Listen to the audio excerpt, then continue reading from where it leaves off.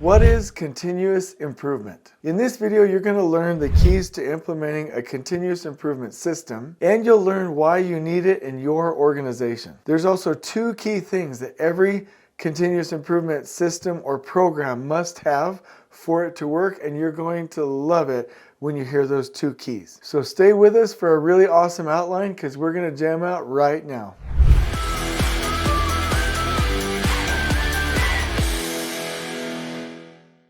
So first and foremost, let me say that there's a lot of people in the industry, which I appreciate, I think this is great, that are talking about continuous improvement. We're learning about lean and we're hearing, hey, lean is about the elimination of waste and it's about continuous improvement. And this is where we should all head, right? We're all excited about it.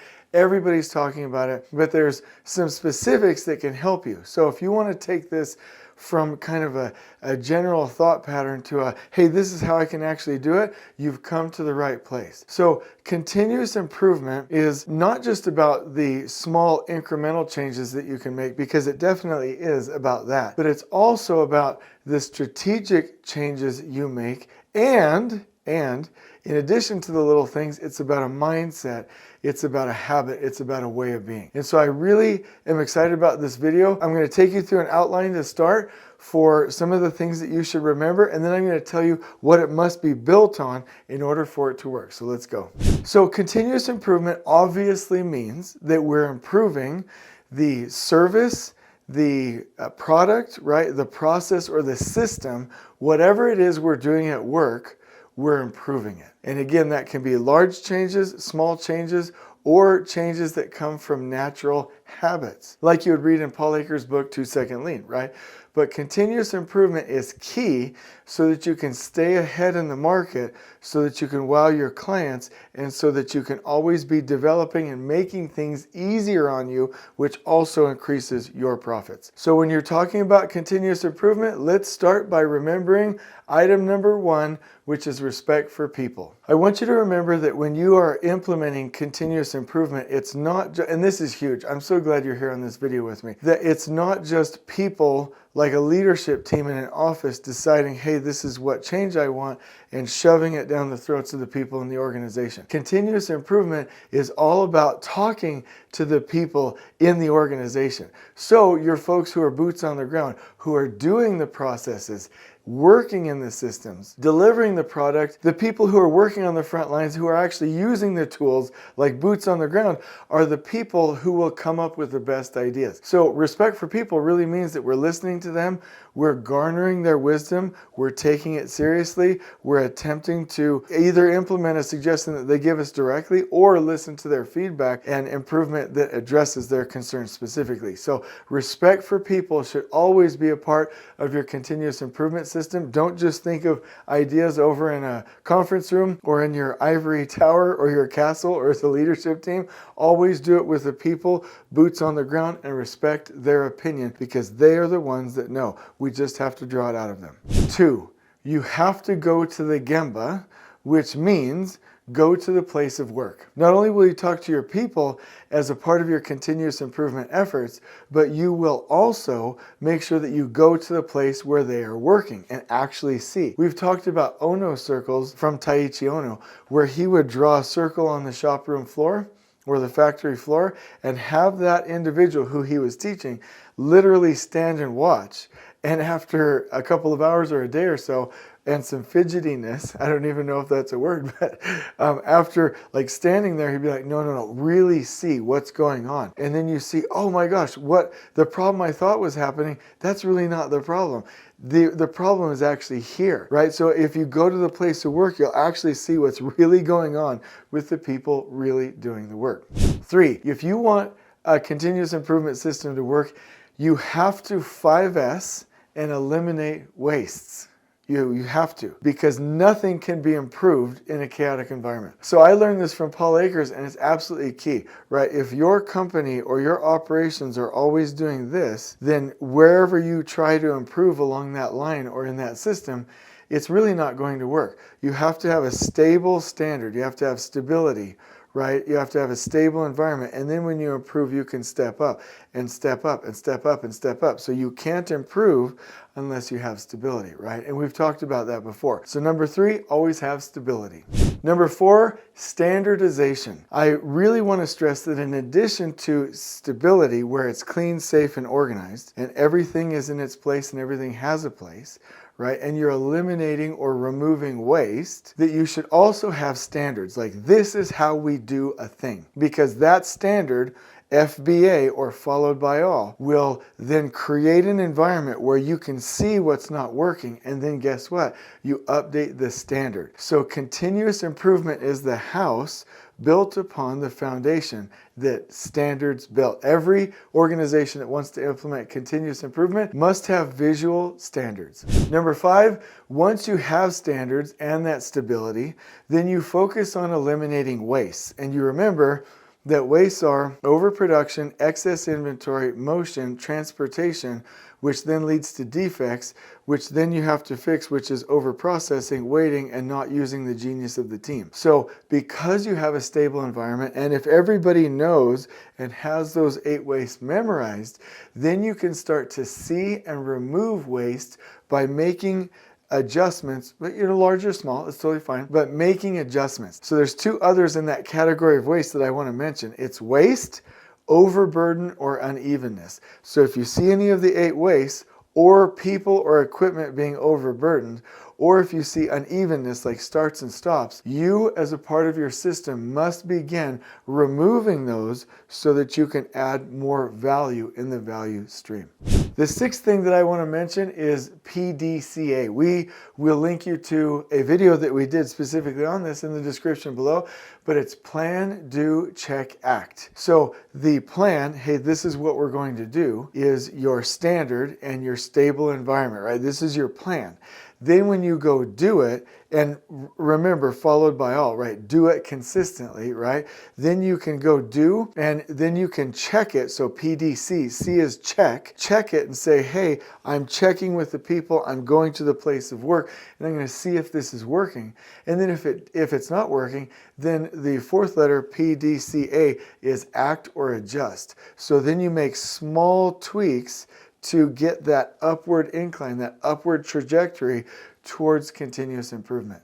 Number 7, when you are making these changes and doing PDCA, empower your people to do it themselves, right? It's very important that the people boots on the ground have enough authority, and you could say autonomy, to make these improvements themselves every day. Like Paul Akers' 2-second lean book, which we'll link you to in the description below, says, hey, I just want a 2-second improvement every day from everybody. Because by the end of the month or the quarter of the year, that's huge. Could you imagine if everybody was empowered to make these kinds of improvements? And if it was something big, then hey, check in with one of your supervisors. It's totally fine. But anything they can improve, boots on the ground, they should be enabled to do so.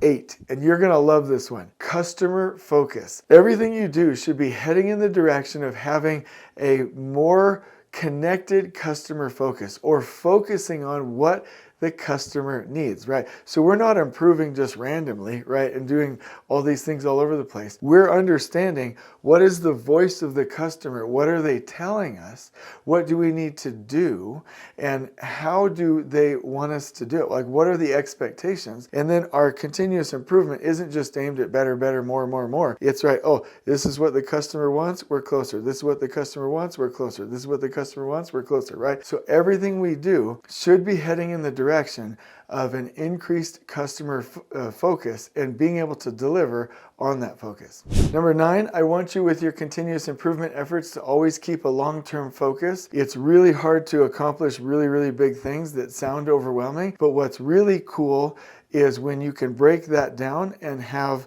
small bite-sized chunks or small improvements along the way.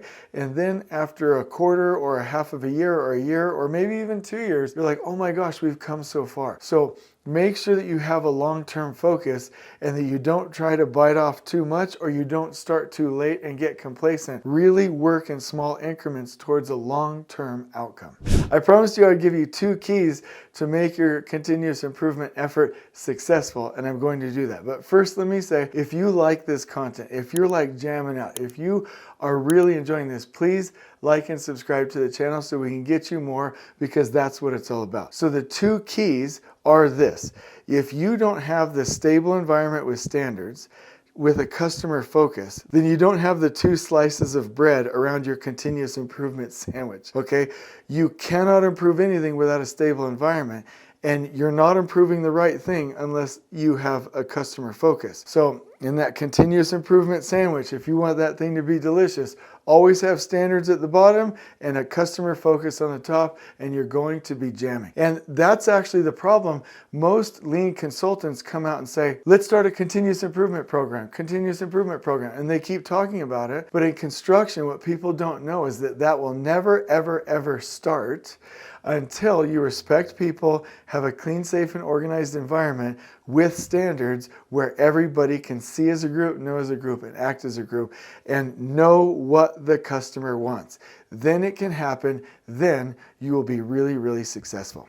So I'm going to give you a couple of quick tips right now that you can use to start tomorrow. So quick tip number 1, when you have people in your organization, make sure they know what they're accountable for in that value chain to the customer and get them focused on that. That focus will do more to enable them to be successful and improve their work than almost anything else you can do. Quick tip number 2 is you can set an example. If you want an organization that's going to constantly improve, then you do it as the CEO, president, director of operations, department lead, or job site leader. You always be focused on continuous improvement yourself. Quick tip number 3, reward innovation. When people are innovating, shout them out, give them praise, personally talk to them, reward them somehow, and make sure people know this is the measure of success and this is what will be rewarded in this organization. Quick tip number 4, issue challenges. If people are like, I don't know what to improve, you can say, hey, these are the 4 biggest problems in this department or company or job. We need solutions. Go, right? Issue a challenge, and people will tend to solve those problems for the organization as long as they know what they're doing and what the need is. 5, implement the Paul Akers method, where every day you do 5S'ing, look for the 8 wastes, and come up with a continuous improvement. The idea is that in the morning huddles, at least one person shares every day their 2-second lean improvement with a before and an after picture or video. And number 6, and I love this one, tie innovation and continuous improvement to promotions. I mean, don't hold people back, but when you're actually talking about, hey, is this person ready for the raise or the promotion? Ask the question, what have you innovated? What have you improved? How are you with continuous improvement versus have you checked the boxes for the bare minimum of this job? So I hope you've liked those quick tips. You can implement that tomorrow as long as you keep in mind the concepts we've talked about in this video. And so in the description below, I'm going to link you to a blog post that summarizes this in case you've forgotten anything that I have said. Also link you to those awesome resources. And I want you to know, in our company at Elevate and Lean Tact, we do this. We do continuous improvement. We do the morning 5S'ing. We do the videos. We actually follow the method, and it works wonders. And I find myself like every week saying, hey, nobody's going to catch us because we are innovating so fast. So if you want to implement a continuous improvement system, that's the pattern. I hope you love this video. On we go.